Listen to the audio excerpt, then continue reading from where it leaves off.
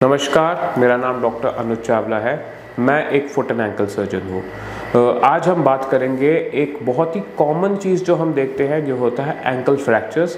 तो ankle fracture जो है ये बहुत ही कॉमन है, जनरल ऑर्थोपेडिक सर्जन सारे के सारे करते हैं। बट देखा जाए तो ये काफ़ी कॉम्प्लेक्स फ्रैक्चर है, बिकॉज मैं ऐसे फ्रैक्चर्स बहुत ज़्यादा देखता हूँ जो कि मैनेज हो गए हैं, जिसमें सर्जरी कर दी है, लेकिन सर्जरी को जो है 100% ना देके अगर 80% भी दिया है, उसकी वजह से पेशेंट्स का आउटकम काफ़ी इंफीरियर आ गया है, जिसकी वजह से ankle eventually with in 1 year arthritis होकर जोड़ खराब भी हो गया है। तो ये क्यों होता है?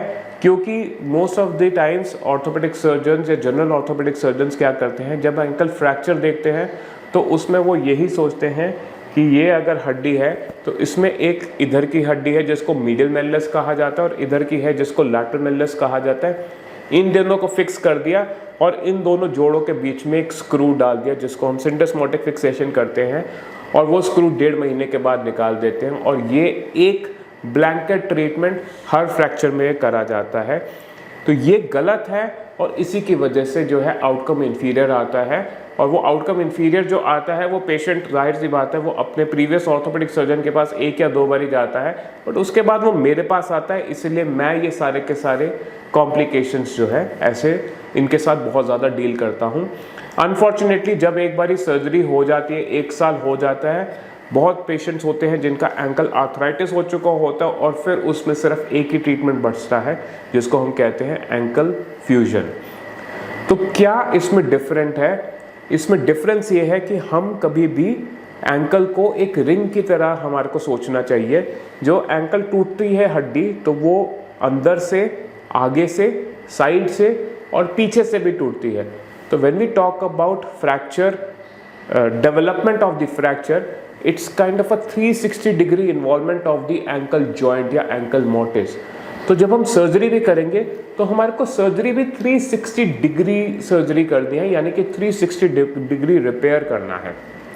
We can not just fix 1 and 2 rings and assume कि बाकी सब कुछ ठीक हो जाएगा, ऐसा नहीं है।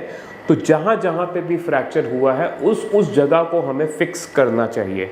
इसको मैं कहता हूँ 360 degree repair of the ankle या फिर फ्रैगमेंट स्पेसिफिक फिक्सेशन। इस चीज़ को करने के लिए सबसे ज़्यादा ज़रूरी है हर पेशेंट का एक सीटी स्कैन होना चाहिए, क्योंकि उस सीटी स्कैन में हम देखेंगे कि हड्डी कहाँ कहाँ से टूटी हुई है और क्या उस जो हड्डी टूटी हुई है वो चाहे छोटा सा ही फ्रैगमेंट हो वो, लेकिन उसके साथ कोई ना कोई एक इम्पॉर्टेंट लिगामेंट अगर अटैच्ड है तो वो स्टेबिलिटी के लिए बहुत ज़्यादा इम्पॉर्टेंट है। और हमेशा उस हड्डी को वापस बिठाना चाहिए, क्योंकि bone to bone direct healing is definitely better than an indirect healing of the joint by putting a screw indirectly through the joint and not really fixing that fragment together। तो जैसे कि अभी ये एक पेशेंट है, इसका मैं आपको एग्जांपल दे रहा हूँ। ये पेशेंट आया था हमारे पास एक एंकल फ्रैक्चर के साथ और उसको बोला था अगले ही दिन हम आपकी सर्जरी कर देंगे, बट वो पेशेंट मेरे पास आया and the patient came to me, his ankle was swollen like a balloon, जो कि मोस्ट ऑफ द पेशेंट्स की होती है।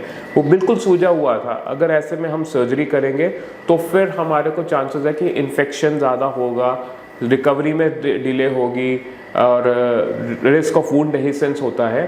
तो ऐसे केसेस में जनरली हमारे को एलिवेट करके वेट करना होता है कम से कम 8 से 10 दिन, ताकि वो स्वेलिंग ख़त्म हो जाए और उसके बाद हम सर्जरी करते हैं।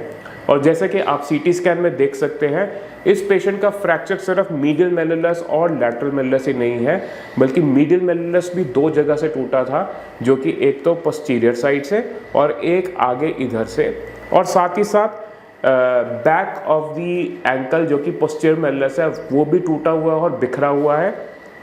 और एक छोटा सा फ्रैगमेंट है यहाँ पे जो कि लिगामेंट को लेके गया हुआ है, जो कि सिंडेस्मोसिस लिगामेंट है। तो ये जो है इन्वॉल्वमेंट जो है ये चारों तरफ से हुई है।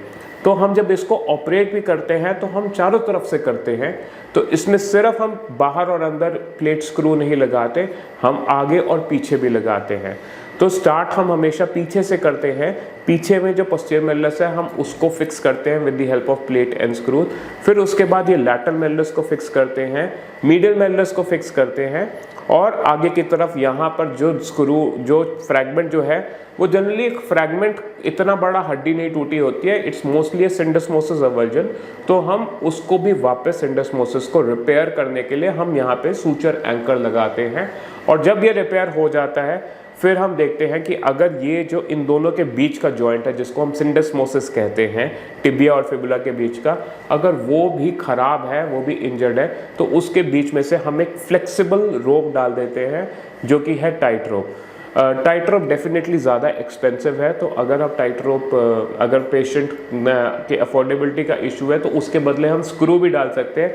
बट मोस्ट इंपॉर्टेंट है कि सिंडेस्मोसिस को हमें रिपेयर करने के लिए हमें डायरेक्ट विजुअलाइजेशन इसमें चाहिए, तो हम इसको रिपेयर करते हैं।